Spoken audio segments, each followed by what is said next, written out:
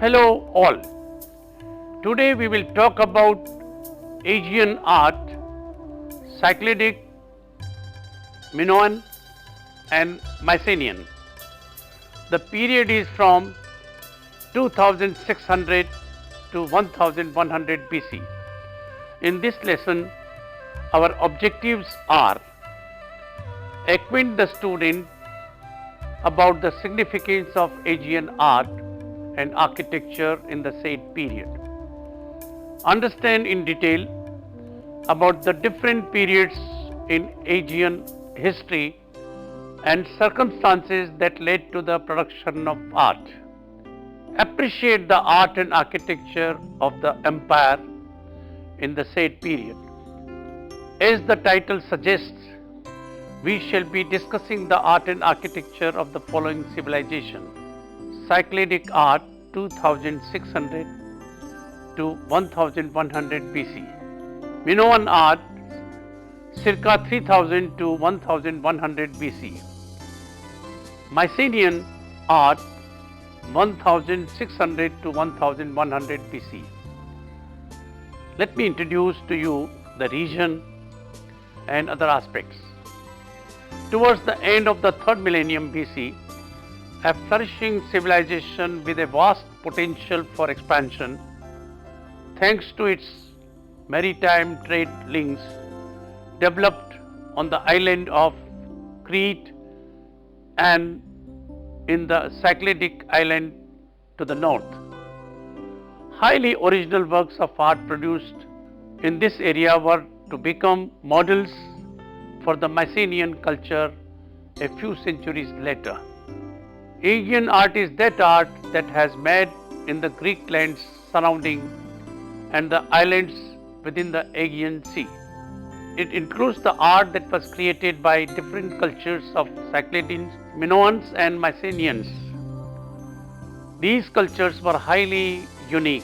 Their works range from triangular, almost abstract depiction of form to breezy depiction of nature to sturdy architectural innovations to their citadels, a form of Levantine Bronze Age art. These cultures and their art emerged at the same time as the Assyrian and Babylonian civilization and overlapped the old, middle and new kingdoms of Egypt. It might be interesting to note that despite cultural exchange by way of trade with the contemporaneous civilizations of Egypt and Mesopotamia, the Aegean cultures developed their own highly distinctive styles. Aegeans used metal ores imported from Europe, Arabia and Anatolia and created exquisite objects of bronze, fetching a high price when exported thanks to their trade links with both the hinterland and the neighboring civilizations. It might be important to know that the Aegean culture was remembered only in myths and legends. Before the late 19th century, you will see that the most of the works of art discussed here have been discovered since 1870.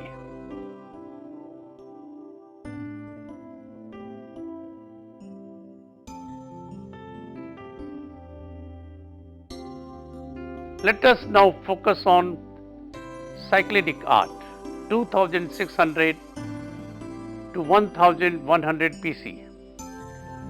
The Cyclades are a group of islands in the south of Aegean Sea and are so named because they form a circle, koklos in Greek. They engaged in agriculture, having permanent settlements belonging to the Neolithic age, and were also accomplished sailors, fishermen and traders. They, however, had no writing system.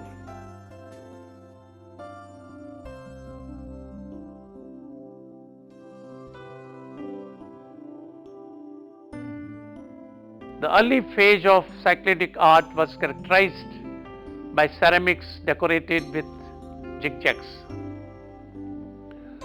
running spirals, and ship motifs that symbolize the marine activity of the region, even before the period of survey. The earliest examples of Asian art appeared in the Cyclades, a group of islands that includes Naxos, Paros, Milos, Santorini, and others. The islands abounded in marble, which provided the ideal material for sculpture of vases and of idols.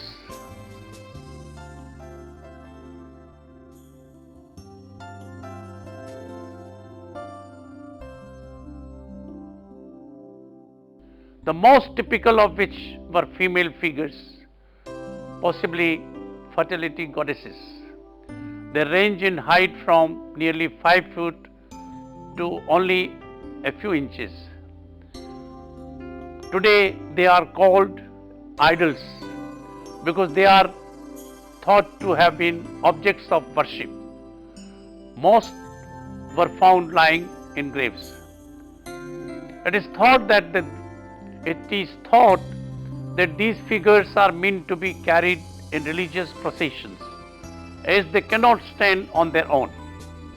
These idols form a narrow vertical extending at the back from the top of the head to the buttocks. Legs and feet fall into 3 slight zigzag planes, and the angle of the feet makes it impossible for them to support the statue. The head is slightly curving rectangle. Its only articulated feature is the long pyramidal nose. But originally, eyes and the mouth are pointed on. The neck is cylindrical and the torso is divided into 2 squares by the horizontals of the lower arm, with arms folded just under gently protruding bust, with arms folded just under gently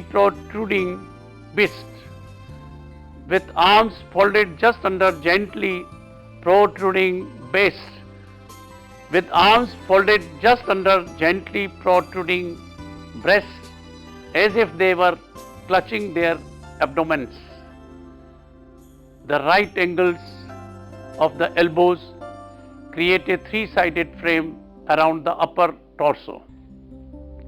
Although the overriding impression of the shapes is geometric, certain features such as the breasts and knees have a convincing organic quality. They seem to protrude naturally from beneath the exterior surface of the body. All body parts are pared down to essentials, and some joints and junctures are indicated with incised lines. The sculptors carefully designed these figures, laying them out with a compass in conformity to 3 evenly spaced and equally sized circles, the first delineated by the upper arch of the head and the waist, the second by sloping shoulders and the line of the knees, and the third beginning with the curving limit of the paired feet and meeting the bottom of the upper circles at the waist. Many facial and other details were picked out in paint.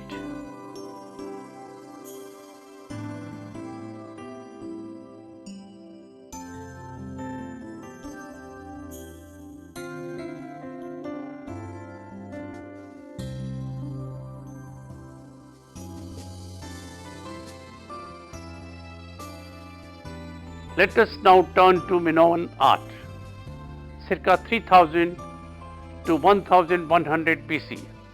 By 3000 BC, Bronze Age people were living in Crete, the largest Asian islands, 155 miles long and 36 miles wide, a very convenient location.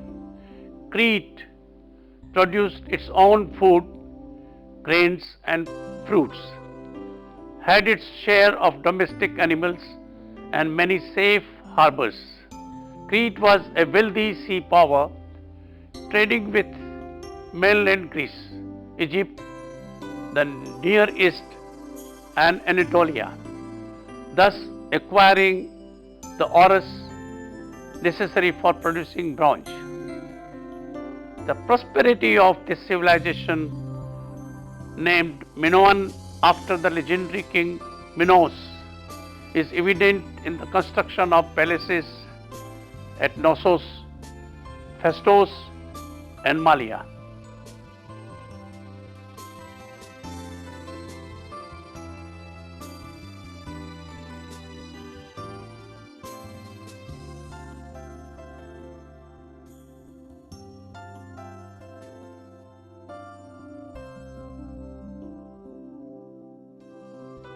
The Minoans, goddess worshippers, and their culture has been described as being used on a matriarchal religion. Their religion was that of a sophisticated and urbanized palatial culture with a complex social hierarchy.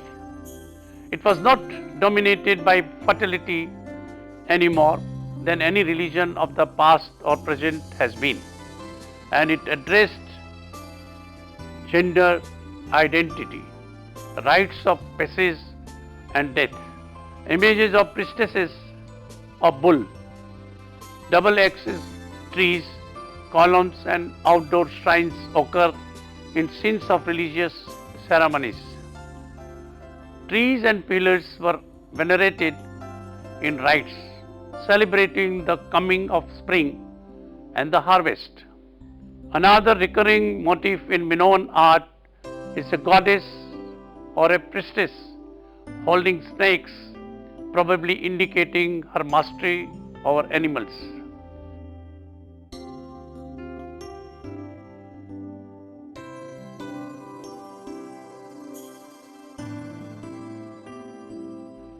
Let us look at Minoan palace architecture now. When the first palace at Knossos was destroyed by earthquake in about 1700 BC, the great building which replaced it was constructed round a large central courtyard, reached by the winding passages recalled in the story of the Maze labyrinth. Through the Greek hero Theseus had to thread his way. West of the courtyard were the state rooms, including the audience hall and the main shrines. Behind them lay storerooms with huge clay jars for oil and corn, and recesses in the floor for chests of cloth and treasure. On the opposite side of the courtyard were the private apartments, the upper floor reached by a grand staircase. The plaster ceilings were supported on wooden columns, tapering downwards and brightly painted. The rooms were arranged round small courtyards for light and air, giving the impression of gradual growth rather than regular planning. There was a piped water supply, drains and form of water closet. You might want to know that these buildings were not fortified, as it was not required on an island, Crete that is. The post and lintel construction was used with low ceilings, stone masonry walls and short wooden columns that taper downwards. Let us look at the fresco painting here.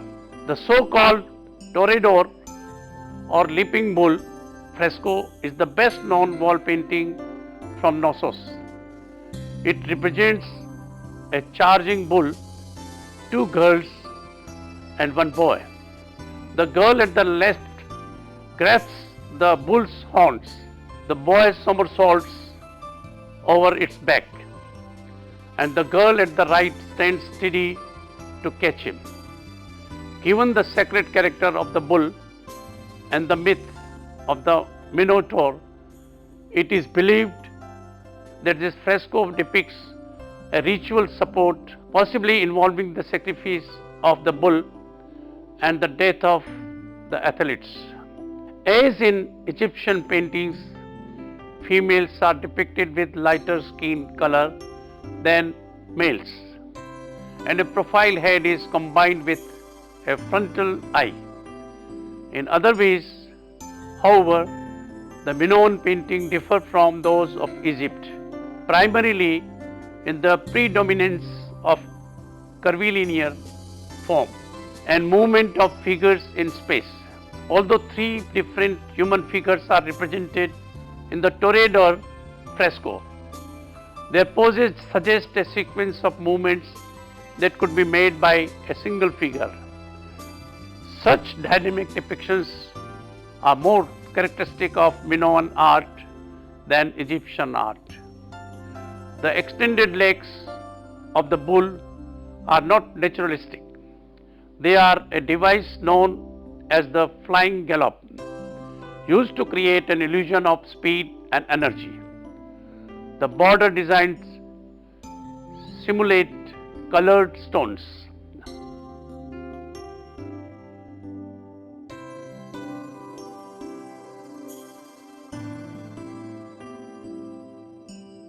Let us look at the wall painting at Akrotiri on Thera, one of the most significant paintings of the period.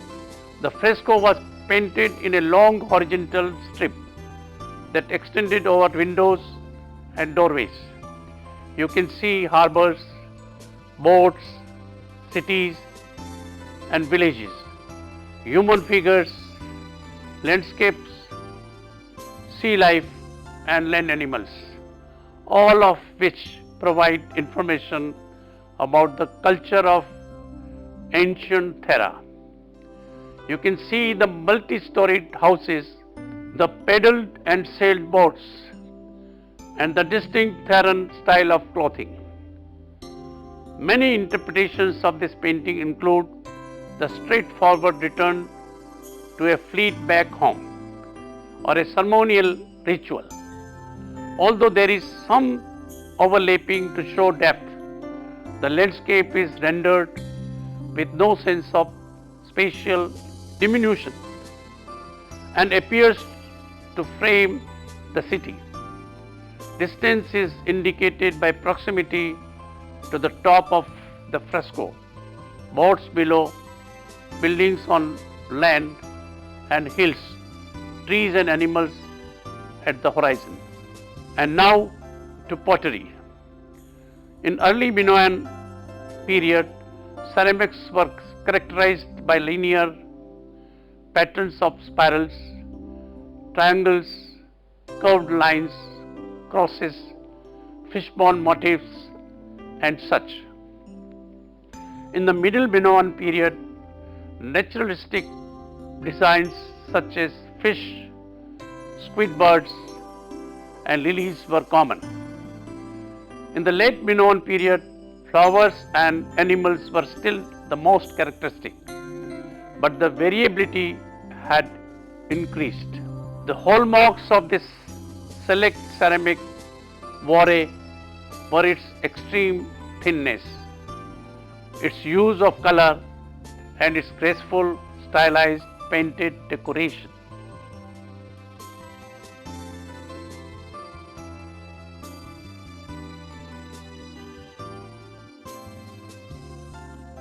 Minoan pottery indicates a lot of energies through its design. Here, a Camurus ware spouted jar from the older palace at Knossos is covered with lively geometric patterns suggesting its organic nature.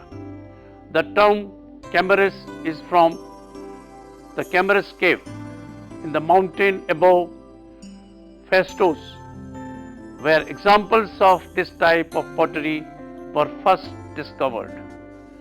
When compared with Egyptian imagery, the Chemours example is freer and more curvilinear. The abstract pattern formed by white on the characteristic blue-black ground suggests a floral design with its undulating motion and whirling circular arrangements of shapes. A few details are enhanced with orange, which contrasts with the dark blue and add to the vibrant quality of the design. Cambrose Voire is an art of shape and color in which patterns are integrated in a balanced organic manner with the form of the vessel.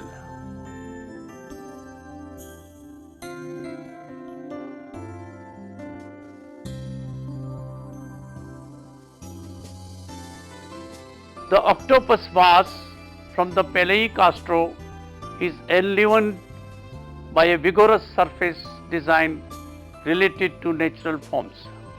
Although images of an octopus and other forms of sea life are discernible on the vase, the artist obviously delighted in the ornamental character of the swirling tentacles with little round suction cups. These in turn are repeated formally in the large oval eyes of the octopus, which echo the holes made by the handles.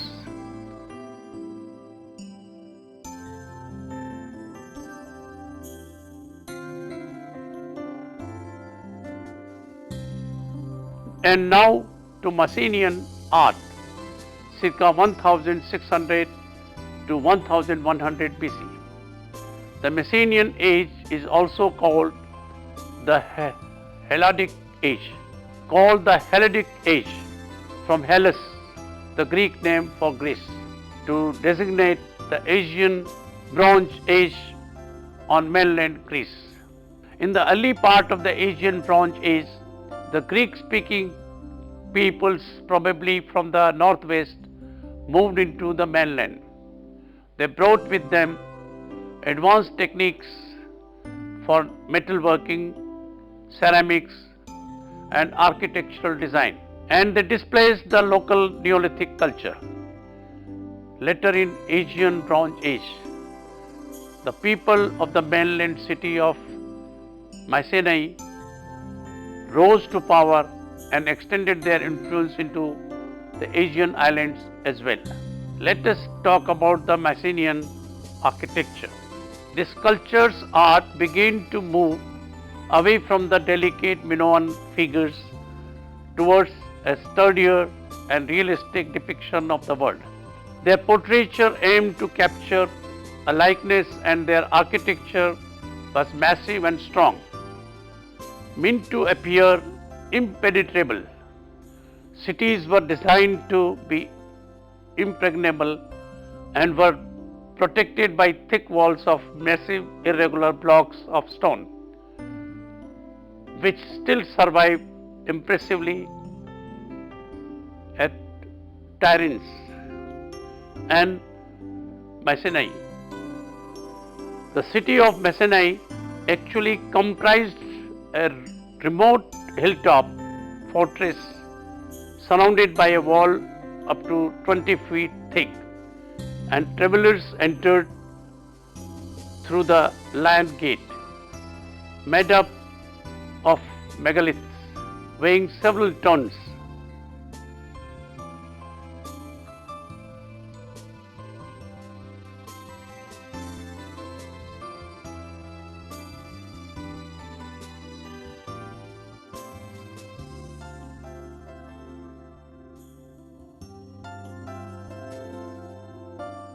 The palace was a rectangular structure called the Megaron, a large room in Greek. You would enter the Megaran through a front porch supported by two columns and continued through an antechamber into the throne room, in which four columns surrounded a circular hearth.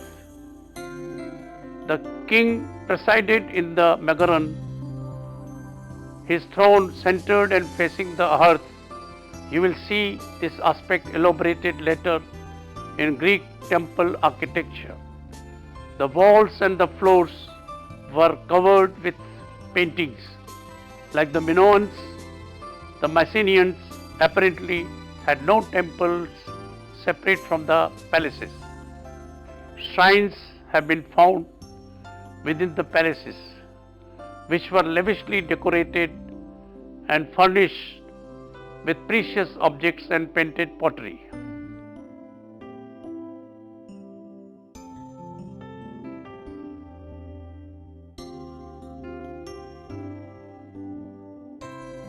Tombs. The most dramatic surviving structures at Mycenae are the monumental royal tholes, Greek for round building, tombs. The earliest burials were in shaft graves, vertical pits 20 to 25 feet deep. The Mycenae, the graves of important people, were enclosed in a circle of standing stone slabs. In these graves, the ruling families laid out their dead in opulent dress and jewelry and surrounded them with ceremonial weapons, gold and silver pares, and other articles indicative of their status, wealth, and power. The interior view shows the corbelled cornices, which diminish in diameter as they approach the top of the chamber. This is crowned by a round capstone at the center of the huge dome. Once the dead body has been placed inside the tholos, the door was closed and the entrance was walled up with stones until it had to be reopened for later burials. All that would have been visible from exterior was the mound of earth covering the tomb and the dromos.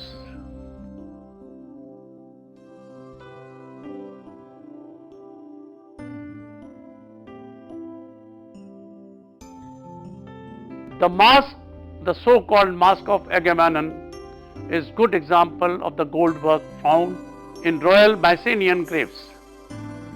Although the gold itself was imported, the mask covered the face of a ruler once have been Agamemnon, but in fact his identity is unknown, despite stylizations such as the scroll-shaped ears, the more distinctive features, the thin lips and curved mustache seem to be those of a particular person.